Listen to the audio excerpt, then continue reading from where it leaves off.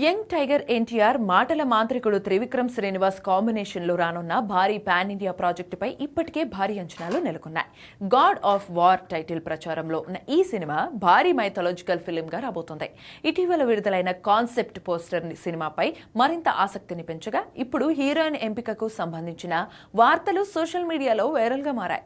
సినీ వర్గాల్లో వినిపిస్తున్న ప్రచారం ప్రకారం ఈ చిత్రంలో కథానాయక పాత్ర కోసం బాలీవుడ్ స్టార్ హీరోయిన్ కియారా అద్వానీ పేరును పరిశీలిస్తున్నట్లు సమాచారం.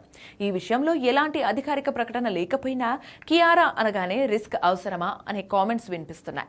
ఎందుకంటే కియారా అద్వానీ తెలుగు సినిమాల ట్రాక్ రికార్డు కూడా ఇప్పుడు చర్చనీయాంశంగా మారింది. మహేష్ బాబుతో నటించిన భరత్ అనే నేను సినిమా విజయాన్ని అందుకున్నప్పటికీ రామ్ చరణ్ తో చేసిన వినయ విధేయ రామ, గేమ్ చేంజర్ చిత్రాలు ఆశించిన స్థాయిలో విజయాన్ని అందుకోలేకపోయాయి. అటు ఎన్టీఆర్, హృతిక్ కలిపి నటించిన వార్ 2 చిత్రంలోనూ కియారా నటించింది.